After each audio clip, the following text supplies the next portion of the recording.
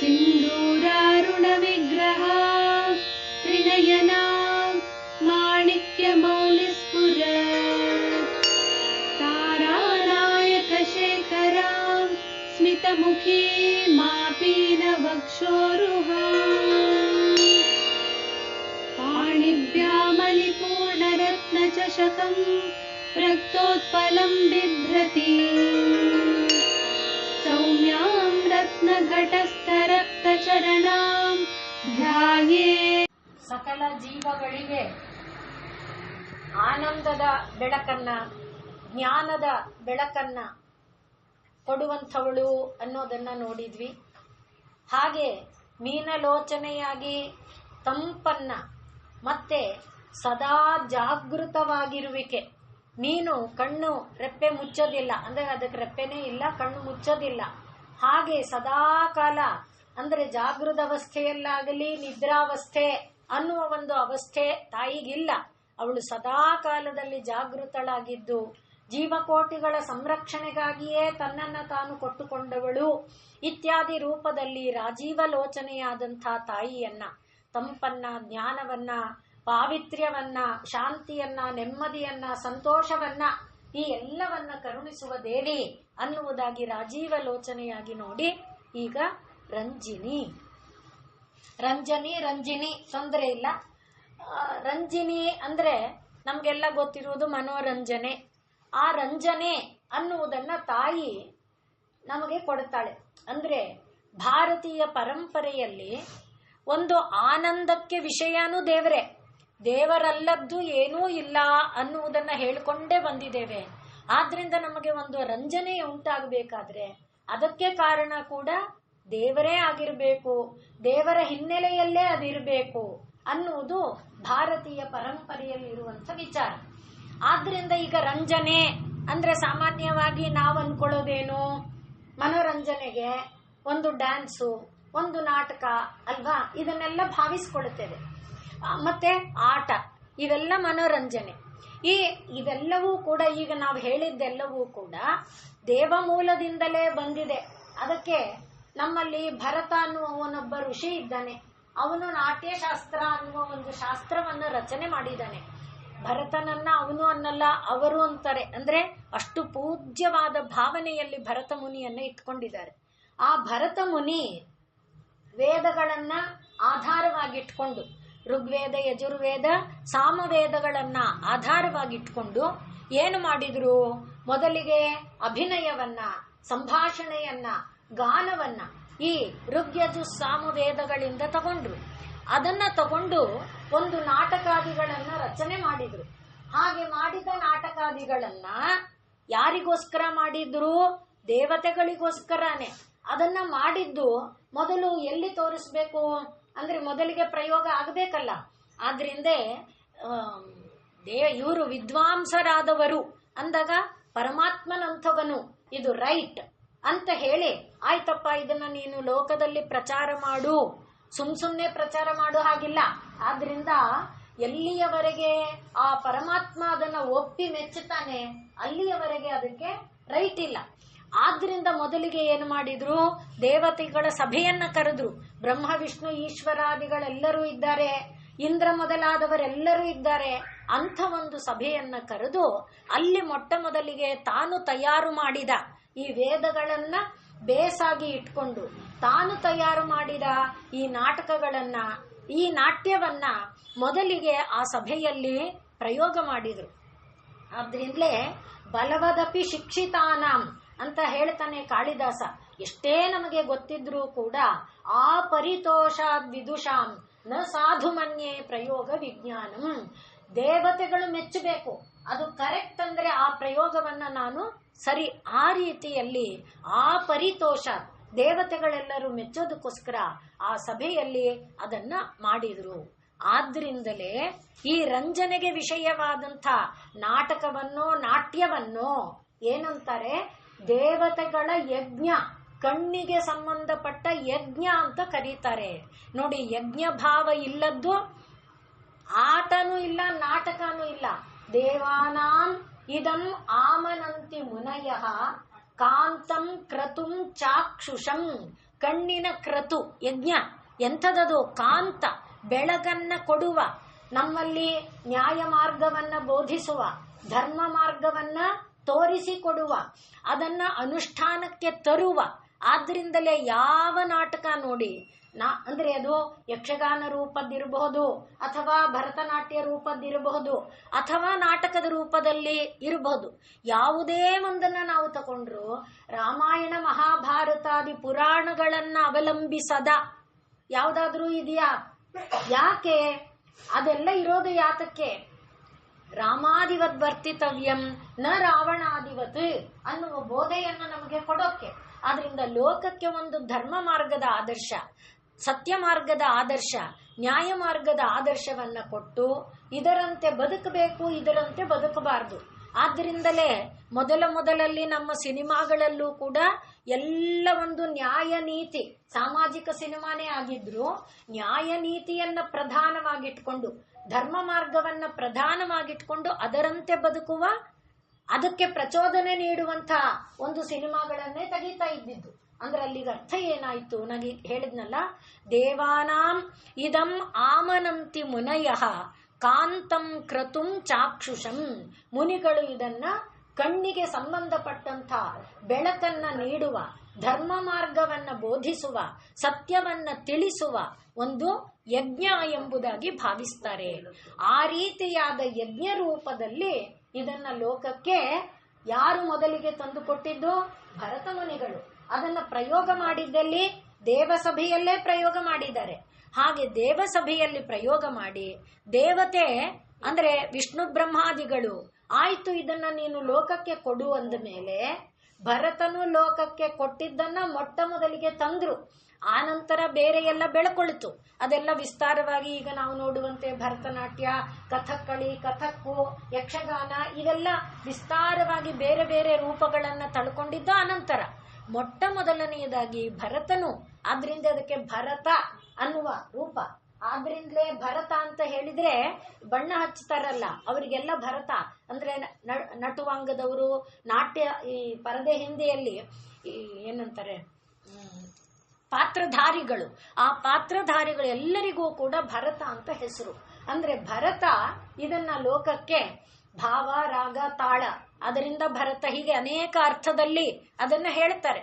ಒಟ್ಟಿನಲ್ಲಿ ಇದನ್ನ ಮೊದಲಿಗೆ ದೇವ ಮೂಲದಿಂದ, ಆದ್ರಿಂದಲೇ ರಂಜನಿ ಅಂದಾಗ ನೋಡ್ಕೊಳ್ಳಿ, ತಾನು ಲೋಕಕ್ಕೆ ರಂಜನೆಯನ್ನ ಕೊಟ್ಲು ಯಾವ ಮೂಲಕ ಅಂದ್ರೆ ಧರ್ಮ ಮಾರ್ಗದ ಮೂಲಕ, ಧ್ಯಾನ ಮಾರ್ಗದ ಮೂಲಕ, ಸತ್ಯ ಮಾರ್ಗದ ಮೂಲಕ, ನ್ಯಾಯ ಮಾರ್ಗದ ಮೂಲಕ ರಂಜನೆಯನ್ನ ಲೋಕಕ್ಕೆ ಕೊಟ್ಲು.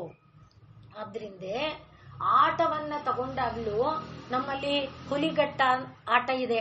ಅಲ್ಲಿ ಹುಲಿ ಕುರಿ ಎಲ್ಲ ಇದ್ರೂ ಕೂಡ ಕುರಿಗಳು ಹುಲಿಯನ್ನ ಕಟ್ಟಾಕುವಂಥದ್ದು.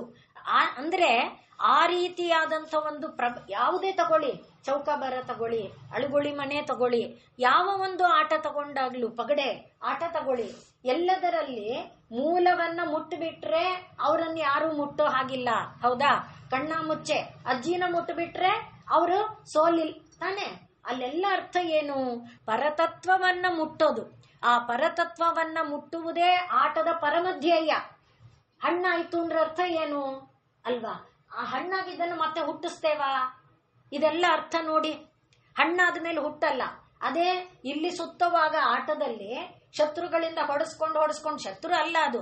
ಅಂದ್ರೆ ಕಾಮಕ್ರೋಧ ಲೋಭ ಮೋಹಾದಿಗಳು ಅದು ಶತ್ರು ಅಲ್ಲ, ಆದ್ರೆ ಶತ್ರು ಹೊಡೆಸ್ಕೊಂಡು ಬರ್ತಾ ಇರುತ್ತೆ. ಮತ್ತೆ ಮತ್ತೆ ಇದೇ ಜನ್ಮ ಮನೆಗೆ ಬರ್ತಿರುತ್ತೆ. ಯಾವಾಗ ಅದು ಘಟ್ಟದಲ್ಲಿದೆ ಅಂದ್ರೆ ಅಲ್ಲಿ ಯಾರು ಮುಟ್ಟ ಹಾಗಿಲ್ಲ, ಅಂದ್ರೆ ಅಲ್ಲೊಂದು ರಕ್ಷೆ ಇದೆ. ಯಾವಾಗ ಎಲ್ಲ ಸುತ್ತಿ ಜಯಭೇರಿ ಹೊಡ್ಕೊಂಡು ಸುತ್ಕೊಂಡ್ಬಂದು ಮೂಲ ಮನೆ ಮುಟ್ಟುಬಿಡ್ತು ಅಲ್ಲಿಗೆ ಜಯ ಅಲ್ವಾ? ಯಾವ ಆಟ ನೋಡಿ ಗಮನಿಸ್ಕೊಳ್ಳಿ. ಆದ್ರಿಂದ ಎಲ್ಲ ಆಟವೂ ಕೂಡ ಯಾವ ಮೂಲದಿಂದ ಬಂದಿದೆ? ದೈವ ಮೂಲದಿಂದ ಬಂದಿದೆ. ದೈವ ಮೂಲವನ್ನೇ ಮುಟ್ಟುವುದನ್ನೇ ಆಟದ ರೂಪದಲ್ಲಿ ಕೂಡ ಕೊಟ್ಟಿದೆ. ಹಾಗಾಗಿ ತಾಯಿ ಈ ಲೋಕಕ್ಕೆ, ಲೋಕನೇ ಒಂದು ಆಟವಳಿಗೆ, ಅದನ್ನು ನಾವು ನೋಡಿದ್ದೇವೆ. ಉನ್ಮೇಷ ನಿಮಿಷೋತ್ಪನ್ನ ವಿಪನ್ನ ಭುವನಾವಲಿ. ಹಾಗೆ ಆ ಆಟದ ಮೂಲಕ ಲೋಕದಲ್ಲಿ ರಂಜನೆಯನ್ನು ಉಂಟು ಮಾಡಿದಂಥವಳು ತಾಯಿ. ಇದು ಮೊದಲನೆಯ ರಂಜನೆಯ ವಿಚಾರ. ಎರಡನೇದಾಗಿ ರಂಜನೆ ಅಂದ್ರೆ, ರಂಜನ ಅಂದ್ರೆ ಬಣ್ಣ ಅಂತ ಅರ್ಥ. ಬಣ್ಣ. ಲೋಕದಲ್ಲಿ ಎಷ್ಟು ವಿಧ ಬಣ್ಣಗಳಿದೆ. ಮೊದಲಿಗೆ ಇರೋದು 3 ಬಣ್ಣ. ಆದರೆ ವಿಜ್ಞಾನ ಅದನ್ನು ಒಪ್ಪೋದಿಲ್ಲ ಅಂತ ವಿಜ್ಞಾನಿಗಳು ಹೇಳುತ್ತಾರೆ. ಯಾವುದು?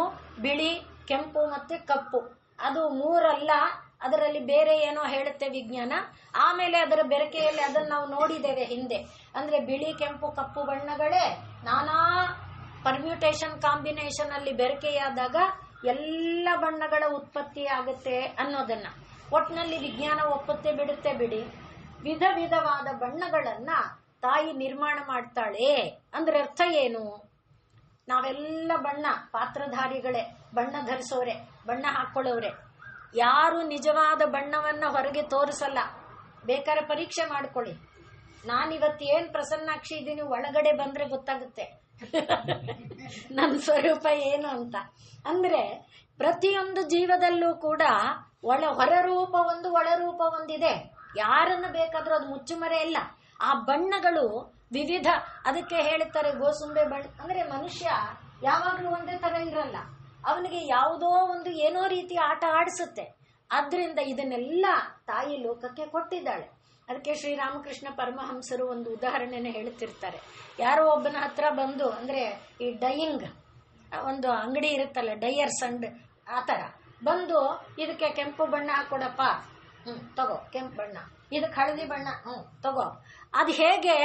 ಆಗ ಇವನು ಇನ್ಯಾರೋ ಒಬ್ಬ ಬಂದಂತೆ, ನೀನು ಹಿಂಗೆ ಯಾವ ಬಣ್ಣ ಬೇಕು ಅಂದ್ರೆ ಆ ಬಕೆಟ್ ಅಲ್ಲಿ ಯಾವ ಬಣ್ಣ ಇದೆಯೋ ಆ ಬಣ್ಣ ಬೇಕು ಅನ್ನಂತೆ. ಅಂದ್ರೆ ಆಗ ಆ ಬಕೆಟ್ ಅಲ್ಲಿ ನೀನು ಏನ್ ಕೇಳಿದ್ರೆ ಆ ಬಣ್ಣ ಇದೆ. ಕೆಂಪು ಬೇಕಾದ್ರೆ ಕೆಂಪು, ಹಳದಿ ಅಂದ್ರೆ ಅಲ್ಲಿರೋ ಬಣ್ಣ ಇಲ್ಲ, ನಿನಗೆ ಯಾವ ಬಣ್ಣ ಬೇಕೋ ಅಲ್ಲಿ. ಆ ರೀತಿಯಾಗಿ ದೇವಿ ಯಾರ್ಯಾರಿಗೆ ಯಾವ ಯಾವ ಬಣ್ಣ, ಕಾಗೆಗೆ ಯಾವ ಬಣ್ಣ, ನವಿಲಿಗೆ ಯಾವ ಬಣ್ಣ ನೋಡ್ಕೊಳ್ಳಿ. ಒಂದೊಂದು ರಂಜನಿ ಅಂದಾಗ ತಾಯಿಯ ಈ ಸೃಷ್ಟಿಯ ಮರ್ಮವನ್ನ ಯೋಚನೆ ಮಾಡಿದರೆ ಎಷ್ಟು ವಿಧದಲ್ಲಿ. ಗಿಣಿಗೆ ಯಾವ ಬಣ್ಣ, ಗಿಣಿಗಳಲ್ಲಿ ಒಂದೇ ಬಗೆಯ ಗಿಣಿನ, ಎಷ್ಟು ವಿಧ ಗಿಣಿಗಳು, ಒಂದೊಂದು ಗಿಣಿಗೆ ಒಂದೊಂದು ಬಣ್ಣ. ಅಂದ್ರೆ ಕುತ್ತಿಗೆಯಲ್ಲಿ ಬೂದು ಬಣ್ಣ ಇರುತ್ತೆ. ಹೀಗೆ ನಾವು ಇದಕ್ಕೆ ಹೋದ್ರೆ, ಝೂಗ್ ಹೋದ್ರೆ ಅಷ್ಟು ಬಗೆಯಲ್ಲಿ ಅಲ್ಲಿರೋದಷ್ಟೇ ಅಲ್ಲ, ಇನ್ನೂ ಎಷ್ಟಿದೆಯೋ ನಾವು ಝೂನಲ್ಲಿ ಕಾಣುವಂತ ಬಗೆಯನ್ನ. ಹಾಗೆ ಯಾವುದನ್ನ ತಗೊಂಡ್ರು ಬಣ್ಣ ಇಲ್ಲದ್ದು ಉಂಟಾ? ಇಲ್ಲ. ಆ ರೀತಿ ಲೋಕಕ್ಕೆ ಬಗೆ ಬಗೆಯ ಬಣ್ಣವನ್ನ, ಬಗೆ ಬಗೆಯ ಬಣ್ಣದ ಜೀವಿಗಳನ್ನ, ಬಗೆ ಬಗೆಯ ಬಣ್ಣದ ಭಾವವನ್ನ ಪ್ರಕಟಪಡಿಸುವ ಅಲ್ವಾ. ಒಂದೇ ಬಣ್ಣ ಇಲ್ಲ. ಆ ಬಣ್ಣದಲ್ಲಿ ಏನಿದೆ? ಈಗ ಶೃಂಗಾರ ಇದೆ, ಹಾಸ್ಯ ಇದೆ, ಬೀಭತ್ಸ ಇದೆ, ರೌದ್ರ ಇದೆ, ಭಯಾನಕ ಇದೆ, ಎಲ್ಲ ಇದೆ. ಅದೆಲ್ಲ ಬೇರೆ ಬೇರೆ ಬಣ್ಣ. ಆ ಬಣ್ಣಗಳನ್ನ ಹಾಕೊಂಡು ನಾವು ವಿವಿಧ ನಾಟಕಗಳನ್ನ ಆಡ್ತೇವಲ್ಲ, ಆ ರೀತಿಯಲ್ಲಿ ತಾಯಿ ವಿವಿಧ ಬಣ್ಣಗಳನ್ನ. ಇದೆಲ್ಲ ಯಾಕೆ? ಉತ್ಸಾಹ ಕೊಡುವುದಕ್ಕೆ, ಪ್ರೇರಣೆ ಕೊಡುವುದಕ್ಕೆ, ಪ್ರಚೋದನೆ ಕೊಡುವುದಕ್ಕೆ. ಆ ರೀತಿಯಲ್ಲಿ ತಾಯಿ ಜೀವಿಗಳಿಗೆ ಹೊಸ ಹೊಸ ಹುರುಪನ್ನ, ಹೊಸ ಹೊಸ ಉತ್ಸಾಹವನ್ನ ಕೊಡುವುದಕ್ಕೆ ನಾನಾ ವಿಧವಾದ, ಈಗ ಅದೇ ಮನಾಟನಿ ಬೋರ್, ಅದೇ ನೋಡಿ ನೋಡಿ ಅಂದಾಗ ಹೊರಗಡೆ ಬನ್ನಿ. ಅಥವಾ ಈಗ ಅದಕ್ಕೋಸ್ಕರ ಏನ್ ಮಾಡ್ತಾರೆ, ರೆಸಾರ್ಟ್ಗಳಿಗೆ ಯಾವ್ಯಾವ್ದು ಇದಗಳಿಗೆ ಹೋಗ್ತಾರಲ್ಲ, ಅಲ್ಲಿ ಅವ್ರು ಪಡ್ಕೊಳ್ಳೋದೇನು? ಪ್ರಕೃತಿ ವಾತಾವರಣಕ್ಕೆ ಹೋಗ್ತಾರೆ, ಧುಮ್ಮಿಕ್ಕುವ ನೀರನ್ನ ನೋಡ್ತಾರೆ, ಬೆಟ್ಟ ಗುಡ್ಡಗಳನ್ನ ನೋಡ್ತಾರೆ. ಗಿಡ ಎಷ್ಟು ಬಣ್ಣ ಇದೆ, ಬೆಟ್ಟದ ಬಣ್ಣ ಯಾವುದು, ಮರದ ಬಣ್ಣ ಯಾವುದು? ಮರದಲ್ಲಿ ಒಂದು ಮರದ ಹಸಿರ ಎಲೆಯಂತೆ ಇನ್ನೊಂದು ಮರದ ಹಸಿರಿಲ್ಲ. ಒಂದೇ ಮರದಲ್ಲಿ ಚಿಗುರಿನ ಎಲೆಯ ಬಣ್ಣಕ್ಕೆ ಸ್ವಲ್ಪ ಜಾಸ್ತಿ ಚಿಗುರು ಒಂಥರ ತಾಮ್ರದ ಬಣ್ಣದಲ್ಲಿ ಇರುತ್ತೆ. ಅದೇ ಒಂಚೂರು ದೊಡ್ಡದಾದಾಗ ಹಸಿರು ಮಿಶ್ರಿತ ತಾಮ್ರ ಇರುತ್ತೆ. ಅದೇ ಸ್ವಲ್ಪ ಬೆಳೀತಾ ಬಂದಾಗ ತಿಳಿ ಹಸುರಾಗುತ್ತೆ, ಅದೇ ಗಿಣಿ ಹಸುರಾಗುತ್ತೆ, ಅದೇ ಹೇಗೆ ನೋಡಿ, ಇದೆಲ್ಲ ವೈವಿಧ್ಯದ ಬಣ್ಣ ಅಲ್ವಾ. ತಾಯಿ ಎಂಥ ಒಂದು ರಂಜನೆಯನ್ನ ಲೋಕದಲ್ಲಿ ಇಟ್ಟಿದ್ದಾಳೆ. ಆ ಎಲ್ಲ ರಂಜನಾ ಸ್ವರೂಪ ಆ ತಾಯಿಯದು. ಹಾಗೆಯೇ ಅವರವರು ಬಯಸಿದ ಬಣ್ಣ, ಈಗ ಹೇಳಿದ್ನಲ್ಲ, ಅದರಿಂದ ಬಯಸಿದ ಬಣ್ಣವನ್ನ ಕೊಟ್ಟು ತಾಯಿ ಏನು ಮಾಡ್ತಾಳೆ? ಆನಂದ ಕೊಡ್ತಾಳೆ, ಬೇಸರ ಭಾರ ಕೊಡ್ತಾ ಇಲ್ಲ. ಆದ್ರಿಂದಲೇ ನಾವು ಬೋರ್ ಆದಾಗ ಡ್ರಾಮಾ ನೋಡೋದು, ಸಿನಿಮಾಗೆ ಹೋಗೋದು, ಅಥವಾ ಭರತನಾಟ್ಯ ನೋಡೋದು, ದೇವಾಲಯಗಳಿಗೆ ಹೋಗೋದು, ಈ ರೀತಿಯಲ್ಲಿ, ಅಥವಾ ಪ್ರಕೃತಿ ವಾತಾವರಣ ಇರುವಂತ ಜಾಗಗಳಿಗೆ ಹೋಗೋದು. ಆ ವಿವಿಧ ಬಣ್ಣಗಳಿಂದ ದೇವಿ ಆನಂದವನ್ನ ಉಂಟು ಮಾಡ್ತಾಳೆ, ಸಂಭ್ರಮವನ್ನ ತರ್ತಾಳೆ, ಸಡಗರವನ್ನ ಉಂಟು ಮಾಡ್ತಾಳೆ. ಅದೇ ರೀತಿಯಲ್ಲಿ ಲೋಕದಲ್ಲಿ ಈ ಆಟಗಳನ್ನ ಇಟ್ಟು ಶತ್ರುತ್ವಕ್ಕೆ ಇವತ್ತು ಅದನ್ನ ಇಟ್ಕೊಂಡು ಬಿಡ್ತಾ ಇದ್ದೇವೆ ಆಟಗಳಲ್ಲಿ ಕೂಡ. ಆ ದೇಶದ ನಡುವಿನ ಅದಕ್ಕಾಗಿ ಆಟ ಇಲ್ಲ. ಆಟ ಇರುವುದು ನಮ್ಮಲ್ಲಿ ಒಂದು ಅಂದ್ರೆ ಪ್ರಪಂಚದಲ್ಲಿ ಸೋಲು ಗೆಲುವುಗಳನ್ನ ನಾವು ಹೇಗೆ ತಗೊಳ್ಬೇಕು ಅನ್ನುವ ಭಾವವನ್ನು ಮುಂದಿನ ನಾಮದಲ್ಲಿ ಅದನ್ನು ನಾವು ನೋಡ್ತೇವೆ. ಅದನ್ನೇ ನಾವು ಸೋಲು ಗೆಲುವಿನ ಭಾವವನ್ನ ಎಲ್ಲಿ ನೋಡ್ತೇವೆ? ವೃತ್ರ ಇಂದ್ರನಿಗೆ ಬೋಧೆ ಮಾಡಿದ, ನೆನಪು ಮಾಡ್ಕೊಳ್ಳಿ, ವೃತ್ರಾಸುರ ಇಂದ್ರನಿ. ಆದ್ರಿಂದ ಸೋಲು ಗೆಲುವುಗಳನ್ನು ಸ್ವೀಕರಿಸುವ ಮನೋಧರ್ಮಕ್ಕೆ ಆಟ. ಆ ಎಲ್ಲವನ್ನ ಕೊಟ್ಟಿರುವ ತಾಯಿ ರಂಜನಿ. ಮುಂದಿನ ನಾಮ ರಮಣಿ. ಯಾವ ತಾಯಿ ಈ ರಂಜನೆಯನ್ನ ಕೊಟ್ಟಿದ್ದಾಳೋ ಆ ರಂಜನೆಯನ್ನ ಕೊಟ್ಟು ತಾನೇ ರಂಜಕಳಾಗಿ, ಆದ್ರಿಂದ ತಾನೇ ಅವಳು ಸೃಷ್ಟ್ಯುನ್ಮುಖ ಲಾಸ್ಯಕಾಯೈ, ಅವಳೇ ಲಾಸ್ಯ ನೃತ್ಯ ಮಾಡ್ತಾಳೆ. ಆ ಲಾಸ್ಯ ನೃತ್ಯವನ್ನ ಮಾಡ್ತಾ ಆ ನೃತ್ಯದ ಹಾವಭಾವ ಭಂಗಿಗಳಲ್ಲಿ ವಿವಿಧ ಸೃಷ್ಟಿಯನ್ನ ನಿರ್ಮಾಣ ಮಾಡ್ತಾಳೆ. ಆ ರೀತಿಯಲ್ಲಿ ಅದರಿಂದ ಏನು ಅವಳಿಗೇನಿದೆ? ಆನಂದ ಇದೆ. ಹಾಗಾಗಿ ಅವಳು ರಮಣಿ. ಈ ಆಟ ಅವಳಿಗೆ ಇದು ಯಾವುದು? ಸೃಷ್ಟಿ ಎಂಬುದು ಒಂದು ಆಟ. ಆ ಆಟದಿಂದ ಅವಳು ಆನಂದವನ್ನ ಅನುಭವಿಸ್ತಾಳೆ. ಆದ್ರಿಂದ ರಮಣಿ ಅಂದಾಗ ಆಟದಿಂದ ರಮಿಸುವವಳು. ಹಾಗೆ ಭಕ್ತರಿಗೆ ಕೂಡ ಆಟವನ್ನ ಕೊಟ್ಟು ಆನಂದವನ್ನ ಅದನ್ನ ಹಿಂದಿನ ನಾಮದ ಜೊತೆಯಲ್ಲಿ ಸೇರಿಸಿಕೊಂಡಾಗ ಆಟ ಎಂಬುದನ್ನ ಲೋಕದಲ್ಲಿ ನಿರ್ಮಾಣ ಮಾಡಿ ಭಕ್ತರಿಗೆ ಕೂಡ ಆನಂದವನ್ನ ಉಂಟು ಮಾಡುವಂಥವಳು ರಮಣಿ. ಆದ್ರಿಂದ ಈ ಏನು ಒಟ್ಟು ರಮಣಿಯಿಂದ ಏನರ್ಥ? ಆಟದಿಂದ ನಮಗೆ ಸಿಕ್ಕಿದ್ದೇನು? ಆನಂದ ಅಲ್ವಾ?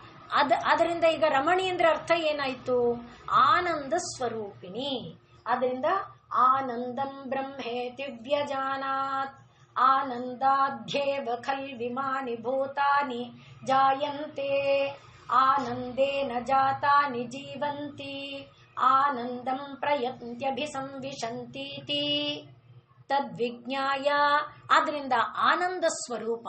ಎಲ್ಲ ಜೀವ ಸೃಷ್ಟಿಯಾಗಿದ್ದು ಆನಂದದಿಂದ, ವಿಕಾಸಗೊಂಡಿದ್ದು ಆನಂದದಿಂದ, ಆನಂದದೊಳಗೆ ಇರ್ತಾ ಆನಂದದಲ್ಲೇ ಲಯಗೊಳ್ಳುತ್ತೆ. ಆದ್ರಿಂದ ಆ ಆನಂದ ಸ್ವರೂಪಿಣಿ ಯಾರಪ್ಪ ಅಂದ್ರೆ ಆ ಪರಬ್ರಹ್ಮ ಸ್ವರೂಪಿಣಿಯಾದ ರಮಣಿ.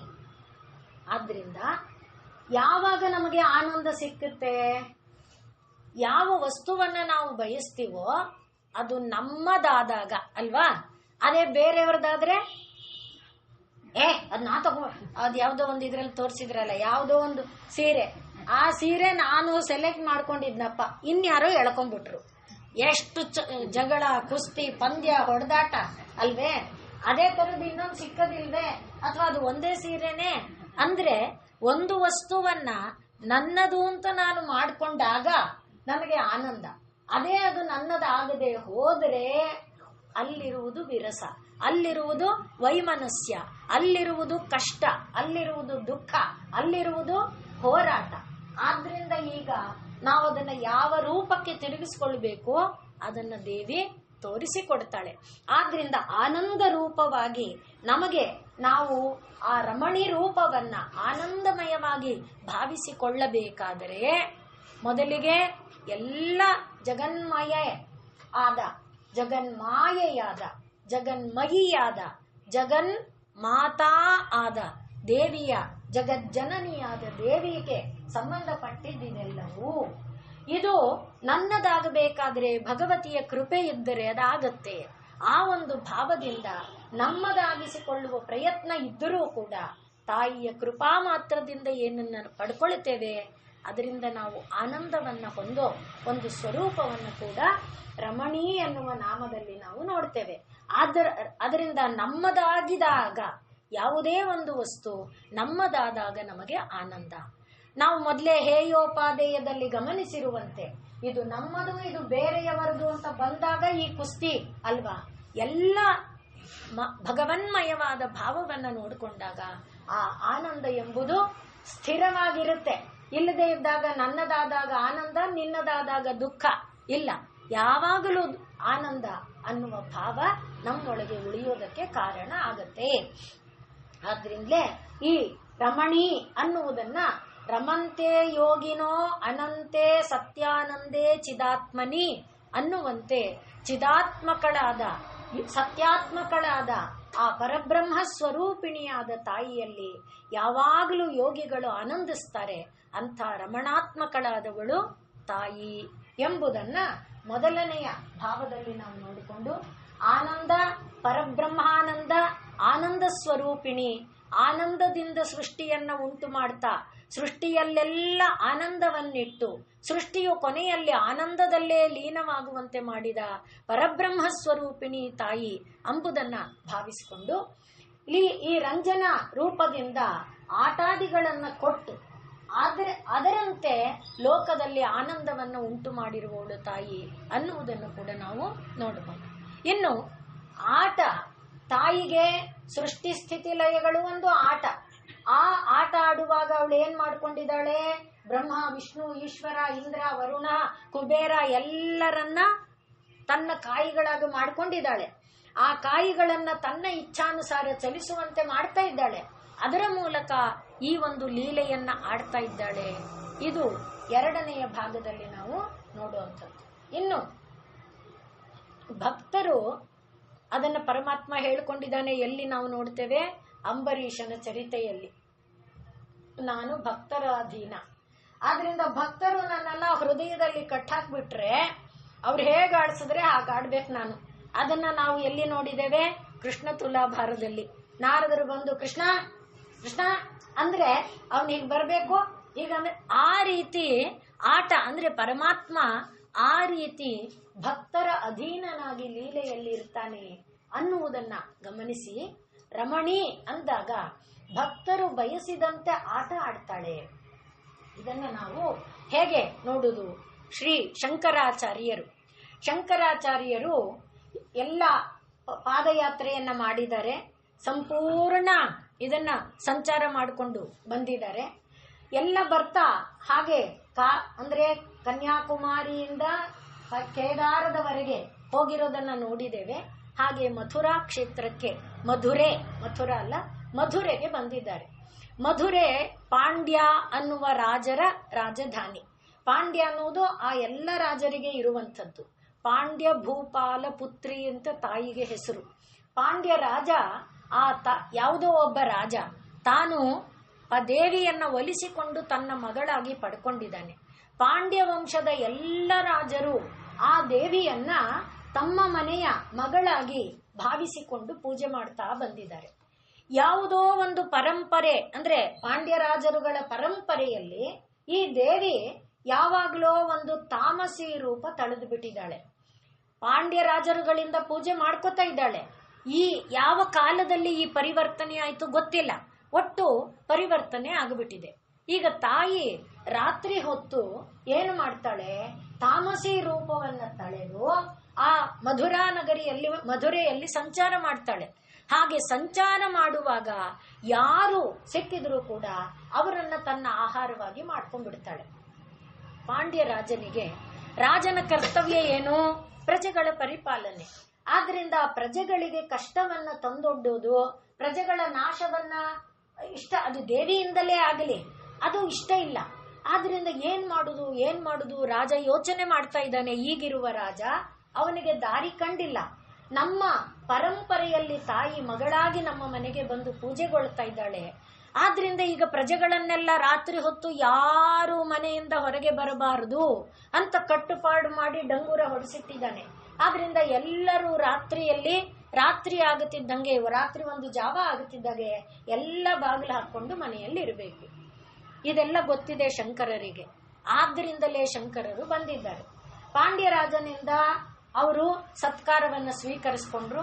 ಪಾಂಡ್ಯ ರಾಜ ಎಲ್ಲ ಮಾಡಿದ ಮೇಲೆ ರಾತ್ರಿ ಆಗ್ತಾ ಬಂದಾಗ, ಸ್ವಾಮಿ ತಾವು ಇಲ್ಲಿ ನಿಮಗೆ ಇದು ಜಾಗ ವ್ಯವಸ್ಥೆ ಮಾಡಿದ್ದೀನಿ, ಇಲ್ಲಿ ಉಳ್ಕೊಳ್ಳಿ ಎಂದ. ಇಲ್ಲಪ್ಪ, ನಾವು ಸನ್ಯಾಸಿಗಳು ಗೃಹಸ್ಥರ ಬಳಿ ಬರೋದೇ ತಪ್ಪು. ಏನೋ ಬಂದಿದ್ದೇನೆ, ನಿನ್ನಿಂದ ಭಿಕ್ಷೆಯನ್ನ ಪಡ್ಕೊಂಡಾಗಿದೆ. ನಾನು ದೇವಾಲಯದಲ್ಲಿ, ಸನ್ಯಾಸಿಯಾದವನಿಗೆ ದೇವಾಲಯವೇ ಮನೆ, ಆದ್ರಿಂದ ನಾನು ದೇವಾಲಯದಲ್ಲಿ ಇರಬೇಕು, ನಾನು ಅಲ್ಲೇ ಇರ್ತೇನೆ ಎಂದ್ರು. ಆಗ ಬೇಡ, ದಯವಿಟ್ಟು ನೀವು ದೇವಾಲಯಕ್ಕೆ ಹೋಗೋದು ಬೇಡ, ನಿಮಗೆ ನಾನು ಯಾವ ಜಾಗ ಬೇಕೋ ಏಕಾಂತದ ಜಾಗದ ವ್ಯವಸ್ಥೆಯನ್ನೇ ಮಾಡ್ತೇನೆ ಅಂತ ಎಷ್ಟು ಹೇಳಿದ್ರು ಕೂಡ ಇಲ್ಲ ಅಂತ ಶಂಕರರ ಅವರ ಉದ್ದೇಶ ಏನಿದೆ ಅದು ಪರಮಾತ್ಮನಿಗೆ ಗೊತ್ತಿದೆ. ಹಾಗಾಗಿ ಅವರು ಹಠ ಮಾಡಿ ದೇವಸ್ಥಾನಕ್ಕೆ ಹೋದ್ರು. ಈ ರಾಜನಿಗೆ ನೆಮ್ಮದಿ ಇಲ್ಲ. ಯಾಕೆ ಅಂದ್ರೆ ಪ್ರಜೆಗಳ ನಾಶ ಆಗತ್ತೆ ಅನ್ನೋದೇ ದುಃಖ.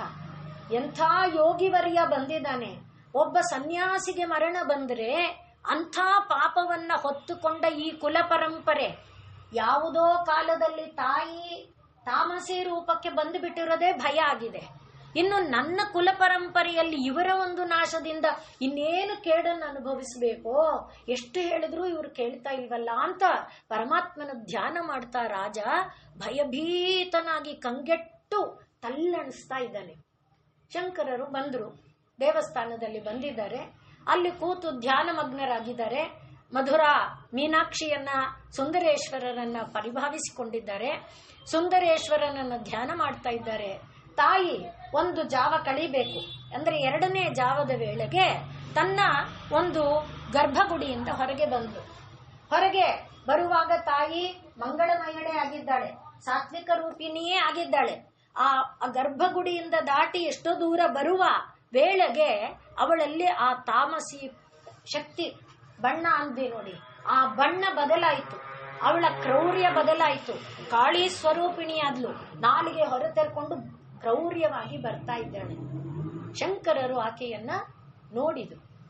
ಆ ಕ್ರೂರ ರೂಪವನ್ನ ನೋಡಿದಾಗ ಯಾರಿಗಾದ್ರೂ ತಲ್ಲಣ ಆಗ್ಬೇಕಲ್ಲ, ಆದ್ರೆ ಅವರು ತಲ್ಲಣಿಸ್ಲಿಲ್ಲ. ಅಂಬಾ ಶಾಂಭವಿ ಚಂದ್ರ ಮೌಳಿರಬಲ ಅಪರ್ಣ ಉಮಾ ಪಾರ್ವತಿ ಕಾಳಿ ಹೈಮವತಿ ಶಿವಾ ತ್ರಿನಯನಿ ಅಂತ ಸ್ತೋತ್ರ ಮಾಡಕ್ ಶುರು ಮಾಡಿಬಿಟ್ರು. ತಾಯಿಗೆ ಆಶ್ಚರ್ಯ, ಅರೆ ನನ್ನ ನೋಡಿ ಭಯ ಬೀಳದೆ ಇದಾನಲ್ಲ ಇವನೆಂತವನೇನು ಅಂತ ಕೇಳಿದ್ಲು ಅಮ್ಮ. ನಿನಗೆ ಭಯ ಆಗುತ್ತಾ ಇಲ್ವಾ? ಅಮ್ಮ ನೀನು ಅಮ್ಮನನ್ನ ನೋಡಿದರೆ ಯಾರಿಗೆ ಭಯ ಆಗತ್ತೆ? ಖಂಡಿತ ನನಗೆ ಭಯ ಇಲ್ಲ ಅಂತ ಹೇಳಿದ್ರು. ಆಗ ಇವಳಿಗೆ ಆಶ್ಚರ್ಯ ಆದ್ರೂ ಕೂಡ, ಯಾರಪ್ಪ ನೀನು? ಇಂಥ ಕ್ರೂರ ರೂಪವನ್ನ ನೋಡಿ ಕೂಡ ನೀನು ಭಯ ಪಡ್ತಾ ಇಲ್ವಲ್ಲ, ಯಾರು ನೀನು? ಇಲ್ಲಿಗೆ ಯಾಕೆ ಬಂದಿದೀಯೇ ಅಂತ ಕೇಳಿದ್ಲು. ಅಮ್ಮ ನಾನು ಸುಮ್ಮನೆ ಅಮ್ಮನನ್ನ ನೋಡೋದಕ್ಕೆ ಬಂದಿದ್ದೇನೆ. ಸಣ್ಣ ವಯಸ್ಸಲ್ಲೇ ಸನ್ಯಾಸ ತಗೊಂಡು ಬಿಟ್ಟೆ. ಅಮ್ಮನ ಜೊತೆ ಅಮ್ಮನ ಸುಖನ ಅನುಭವಿಸ್ಲೇ ಇಲ್ಲ. ಆದ್ರಿಂದ ಅಮ್ಮನ ಸುಖವನ್ನ ಅನುಭವಿಸೋಣ, ಅಮ್ಮನ ದಿವ್ಯ ಸಾನ್ನಿಧ್ಯವನ್ನ ಪಡ್ಕೊಳ್ಳೋಣ ಅಂತ ಬಂದೆ. ಆಯ್ತಪ್ಪ, ನಿನ್ಗೇನ್ ವರ ಬೇಕು ಕೇಳು, ನಾನು ತಾಯಿಯಾಗಿ ಬಂದಿದ್ದೇನಲ್ಲ, ನಿನ್ಗೆ ವರ ಕೊಟ್ಟು ನನ್ನ ಕೆಲಸ ಇದೆ, ನಾ ಹೋಗ್ಬೇಕು ಅಂದ್ಲು ಅಮ್ಮ. ಅಮ್ಮ ನನಗೇನ್ ಆಸೆ ಇದೆಯಮ್ಮ? ಅಮ್ಮ ಮಕ್ಕಳು ಅಮ್ಮನ ಹತ್ರ ಏನು, ಅಮ್ಮ ಪ್ಲೀಸ್ ಬಾಮ್ಮ, ಅಮ್ಮ ಪ್ಲೀಸ್ ಬಾಮ್ಮ. ಮಕ್ಕಳಿಗೆ ಚೆಂಡು ದಾಂಡಿಗೂ ಕೂಡ ಅಮ್ಮನೇ ಬೇಕು. ಯಾವಾಗ ಬೇರೆ ಆ ಪುಟಾಣಿ ಬ್ಯಾಟ್ ಹಿಡ್ಕೊಳಕ್ಕೂ ಬರ್ದೇ ಇರೋ 1 ವರ್ಷ 2 ವರ್ಷದ ಮಗು ಜೊತೆ ಯಾರು ಆಡ್ತಾರೆ ಅಲ್ವೇ? ಆದ್ರಿಂದ ದೊಡ್ಡ ದೊಡ್ಡ ಹುಡುಗರೆಲ್ಲ ತೊಳ್ತಾರೆ. 5-7 ವರ್ಷದ ಹುಡುಗರನ್ನು ಸೇರಿಸ್ಕೊಳ್ಳಲ್ಲ, ಅಮ್ಮನೇ ಆಡ್ಬೇಕು. ಆದ್ರಿಂದ ಚೆಂಡು ದಾಂಡು ಆಡಕ್ಕೆ ಅಮ್ಮ ಪ್ಲೀಸ್ ಅಮ್ಮ ಅಂತ ಕೇಳಿದ್ರು ಶಂಕರರು. ಆಯ್ತು, ಏನಾಟ ಬೇಕು? ಅಮ್ಮ ನೀನು ಸುಂದರೇಶ್ವರನ್ ಜೊತೆ ಎಷ್ಟು ಸಲ ಪಗಡೆ ಆಟ ಆಡಿದ್ಯಾ ಅಲ್ವಾ, ನನ್ ಜೊತೆನೂ ಒಂದು ಪಗಡೆ ಆಟ ಆಡಮ್ಮ ಅಂತ ಕೇಳಿದ್ರು ಶಂಕರರು. ಆಯ್ತು ನೋಡಪ್ಪ, ನಾನು ಶಿವನ ಜೊತೆ ಪಗಡೆ ಆಟ ಆಡುವಾಗ ಒಂದು ಪಂದ್ಯ ಇಟ್ಕೊಳ್ತೇನೆ, ಯಾರು ಗೆಲ್ತಾರೆ ಅಂತ. ಯಾರು ಗೆಲ್ತಾರೆ ಅವ್ರು ಇಂತಿಂತದ್ ಮಾಡ್ಬೇಕು. ಯಾವಾಗ್ಲೂ ಯಾರು ಗೆಲ್ತಾರೆ ಅಮ್ಮ ಅಂದ್ರು. ನಾನೇ. ಹಾಗಾದ್ರೆ ಶಿವ ನಿನ್ಗೆ ಏನು ಪಂದ್ಯ ಇಡ್ತಿದ್ರಿ? ನಾನು ಆಟ ಆಡುವಾಗ ಶಿವ ನನಗೆ ಏನಪ್ಪ ಸ್ತೋತ್ರ ಹೇಳಬೇಕು, ಧರ್ಮ ಮಾರ್ಗ ತೋರಿಸ್ಬೇಕು, ಕವಚಗಳ ಬೋಧೆ ಮಾಡಬೇಕು, ಲೋಕಕ್ಕೆ ಮಂಗಳ ಉಂಟು ಮಾಡಬೇಕು, ಇಂಥದನ್ನೇ ಪಂದ್ಯ ಇಟ್ಕೊಂಡು ಆಡ್ತಾ ಇದ್ವಿ. ಸರಿ ಆಯ್ತು, ಈಗ ನಾವು ಆಟ ಆಡೋಣ. ಆಯ್ತು, ನೀನು ಹೇಳಿದಂತೆ ಆಯ್ತು, ಆದ್ರೆ ನನ್ ಕೆಲ್ಸ ಇದೆ, ಬೇಗ ಆಟ ಮುಗಿಸ್ಬೇಕು ಅಂದ್ಲು ಅಮ್ಮ. ಹಾಗೆ ಆಗ್ಲಿಮ್ಮ, ಆಟ ಆಡೋಣ ಅಂತ ಒಪ್ಪಿಗೆ ಪಡ್ಕೊಂಡಾಯ್ತು. ಈಗ ಏನ್ ಪಂದ್ಯ? ಅಯ್ಯೋ ಇದು ಏನೇ ಇಡೋದು ಅಂತ ಕೇಳಿದ್ಲು. ಆಗ ಇವ್ರು ಹೇಳಿದ್ರು, ಅಮ್ಮ ನನಗೇನ್ ಬೇಕಿದೆ, ನಿನ್ನ ಒಂದು ದಿವ್ಯ ಮಂಗಳ ವಿಗ್ರಹ ಮೂರ್ತಿ ನೋಡಿದೆ, ನಿನ್ನ ಜೊತೆ ಆಟ ಆಡ್ತಾ ಇದ್ದೇನೆ, ಇದಕ್ಕಿಂತ ದೊಡ್ಡದು ಇನ್ನೇನಮ್ಮ ಬೇಕಿದೆ ನಂಗೆ ಏನೂ ಇಲ್ಲ. ಅದಕ್ಕೆ ಆಯ್ತು, ನೀನು ಗೆದ್ರೆ ನಾನು ಕೊಡ್ಬೇಕು ತಾನೆ, ನಾನು ಗೆದ್ರೆ ನೀನು ಕೊಡ್ಬೇಕು ತಾನೆ. ಈಗ ನಾನು ಗೆದ್ರೆ ನೀನೇನ್ ಮಾಡ್ಬೇಕಂದ್ರೆ ನಿನ್ನ ಈ ತಾಮಸಿ ರೂಪನ ಬಿಟ್ಬಿಟ್ಟು ಸಾತ್ವಿಕ ರೂಪಳಾಗಿ ಇರ್ಬೇಕು. ನನಗೆ ಲೋಕ ಕಲ್ಯಾಣ ಬೇಕಷ್ಟೆ, ನಂಗೆ ಇನ್ನೇನು ಬೇಕಿಲ್ಲ. ಆಯ್ತು, ನಾನು ಗೆದ್ರೆ ನೀನು ಗೆದ್ರೆ ಆಯ್ತು. ನಾನು ಗೆದ್ರೆ ನೀನು ಗೆದ್ರೆ ನೀನು ನನ್ನನ್ನೇ ತಗೊಮ್ಮ, ನನ್ನನ್ನೇ ತಗೋ, ನನಗಿನ್ನೇನು ಇದು ಅಪೇಕ್ಷೆ ಇಲ್ಲ. ಅದರಿಂದ ನನ್ನನ್ನೇ ನಿನಗೆ ಅರ್ಪಣೆ ಮಾಡ್ತೇನೆ. ನನ್ನಲ್ಲಿ ಜ್ಞಾನವನ್ನ ತುಂಬು, ನಿನ್ನ ಒಂದು ಜ್ಞಾನವನ್ನ ಲೋಕದಲ್ಲಿ ಹರಡುವ ಶಕ್ತಿಯನ್ನ ಕೊಡು, ಅದಕ್ಕೆ ಬೇಕಾದ ಸ್ತೋತ್ರಾದಿಗಳನ್ನ ರಚನೆ ಮಾಡುವಂತ ಚೈತನ್ಯವನ್ನ ಕೊಡು, ಲೋಕದಲ್ಲಿ ಧರ್ಮವನ್ನ ಪ್ರಚಾರ ಮಾಡುವಂತ ಇದನ್ನು ಕೊಡು, ನನಗಿನ್ನೇನಮ್ಮ ಬೇಕು? ಆಯ್ತು, ಈಗ ಪಂದ್ಯ ಇಟ್ಟಾಯ್ತು, ಅದು ಆಟ ಶುರು ಮಾಡಬೇಕಲ್ಲ. ಮೊದಲು ಶಂಕರರು ಏನು ಮಾಡಿದ್ರು, ಹೋಗಿ ತಾಯಿಯ ಪಾದದಲ್ಲಿತ್ತಲ್ಲ, ಅವ್ರೇನು ಆಟ ಅನ್ಕೊಂಡು ಬಂದಿರ್ಲಿಲ್ವಲ್ಲ, ಅಲ್ಲಿದ್ದ ಹೂವುಗಳನ್ನೇ ಕಾಯಿನಾಗಿ ಮಾಡ್ಕೊಂಡ್ರು. ಕಾಯಿ ತಗೋಬೇಕಲ್ಲ, ತಾಯಿ ಏನ್ ಮಾಡಿದ್ಲು ಅಂದ್ರೆ ಅವಳ ಆಭರಣಗಳಲ್ಲಿ ಇದ್ದಿದ್ದನ್ನ ಒಂದೊಂದನ್ನೇ ತಗೊಂಡ್ಲು, ಒಂದು ಮುತ್ತು ರತ್ನ ಆ ತರದನ್ನೆಲ್ಲ ತಾಯಿ ಆಭರಣದಿಂದ, ತಾಯಿಯ ಕಾಯಿಗಳದು, ಇವರ ಕಾಯಿ ತಾಯಿಯ ಪಾದದಲ್ಲಿದ್ದ ಹೂವುಗಳು, ಅದನ್ನ ತಗೊಂಡು ಬಂದು ಈಗ ಆಟ ಆಡಬೇಕು. ಹಾಸು ಬರಿಬೇಕಲ್ಲ, ಅಲ್ಲೇನಿದೆ, ಅಲ್ಲೇ ಇದ್ದಿದ್ದು ಅರಿಶಿಣ ಕುಂಕುಮ, ಅದನ್ನೇ ತಂದ್ರು, ಗೆರೆಗಳು ಎಳೆದ್ರು, ಹಾಸು ಹಾಕಿದ್ರು. ಈಗ ಮೊದಲಿನ ಆಟ ಆರಂಭ ಮಾಡ್ಬೇಕಾದ್ರೆ ಏನು, ಇದನ್ನ ಗರವನ್ನ ದಾಳಬೇಕಲ್ಲ, ಅಮ್ಮ ನೀನೇ ದಾಳವನ್ನ ನಿರ್ಮಾಣ ಮಾಡು, ನಿನ್ನಿಷ್ಟ ಬಂದಂತ ಗರ ಬೀಳ್ಲಿ ಅಂತದೇ, ಅಂದ್ರೆ ನೀನ್ ಗೆಲ್ಬೇಕು ತಾನೆ, ಆದ್ರಿಂದ ನಿನ್ನಿಷ್ಟ ಬರುವಂತ ಗರ ಬೀಳೋ ಅಂತದೇ ದಾಳ ನಿರ್ಮಾಣ ಮಾಡಮ್ಮ.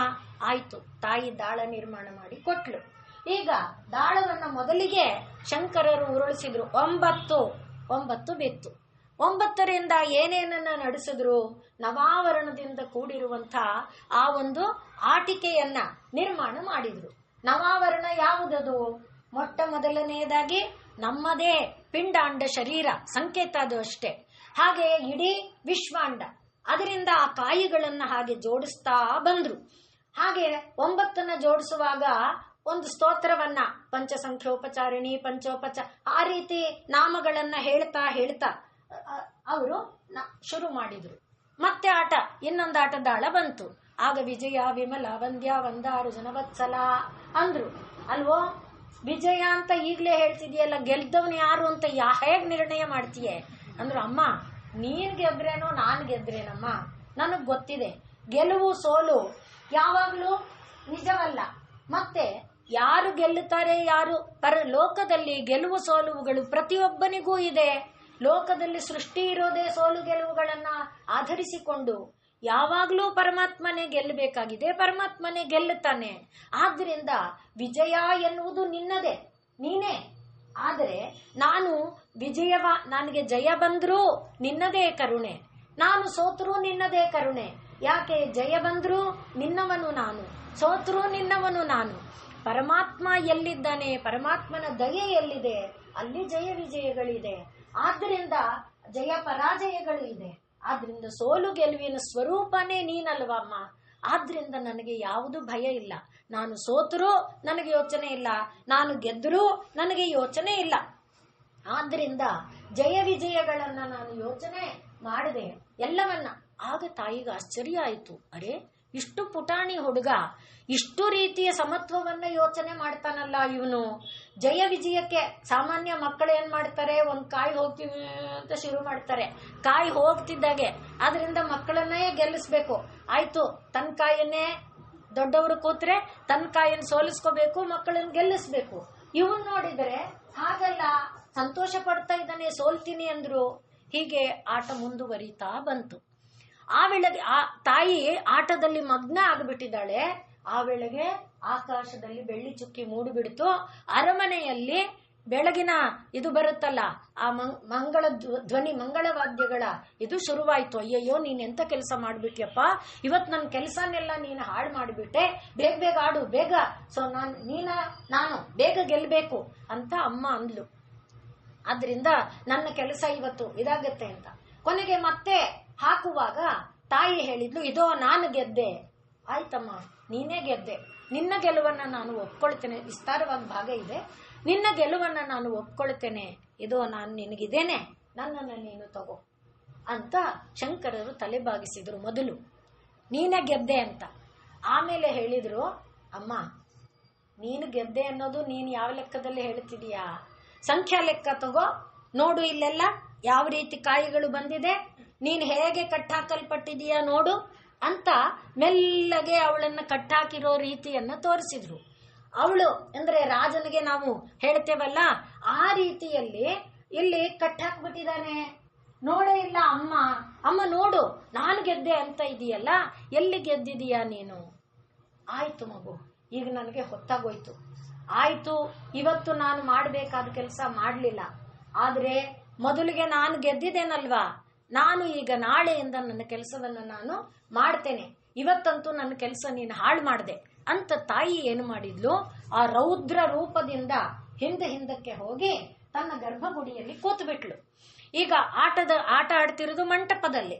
ಮಂಟಪದಿಂದ ಒಳಗಡೆ ತಾಯಿ ಗರ್ಭಗುಡಿಗೆ ಹೋದ ಮೇಲೆ ಸೌಮ್ಯ ಮೂರ್ತಿ ಆದಾಗ ಶಂಕರರು ತೋರಿಸ್ತಾ ಇದ್ದಾರೆ, ನೋಡು ತಾಯಿ, ಅಲ್ಲಿಂದ ನಿನ್ನ ಕಟಾಕ್ಷವನ್ನ ಬೀರಿ ಈ ಆಟದ ಎಲ್ಲ ಕಾಯಿಗಳ ಸ್ಥಿತಿಯನ್ನ ನೋಡು, ಯಾರು ಗೆದ್ದವರು ಅನ್ನೋದನ್ನ ನೀನೇ ನಿರ್ಣಯ ಮಾಡು.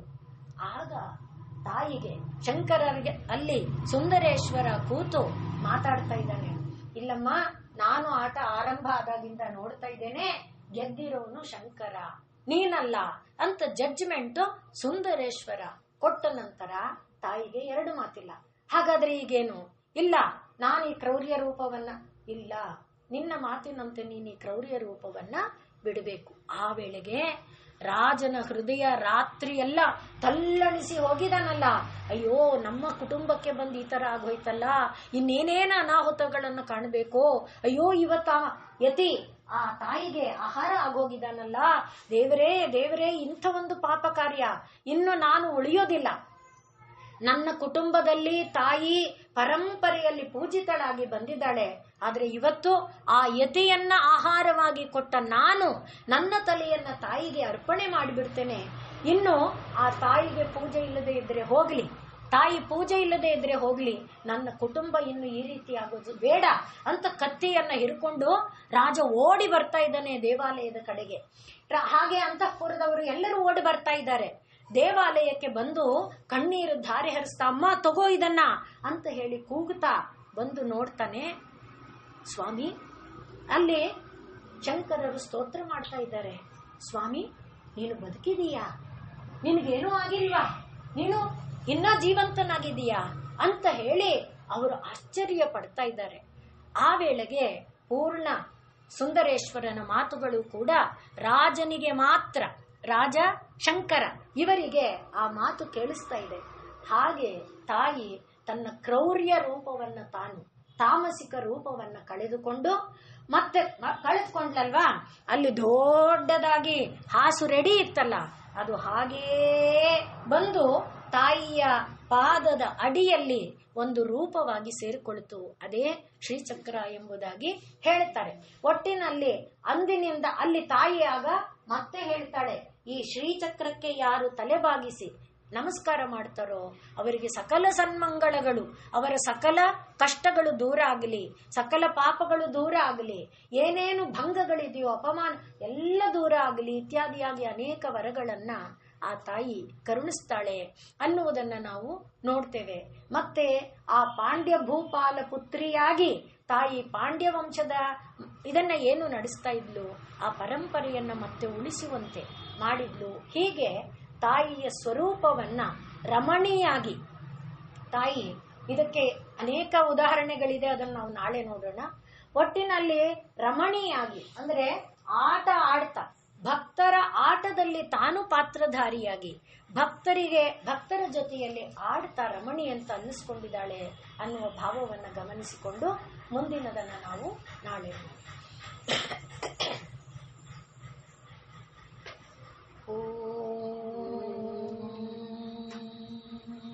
पूर्णमदः पूर्णमिदं पूर्णात् पूर्णमुदच्यते पूर्णस्य पूर्णमादाय पूर्णमेवावशिष्यते। ॐ शान्ति शान्ति शान्तिः। सर्वे भवन्तु सुखिनः।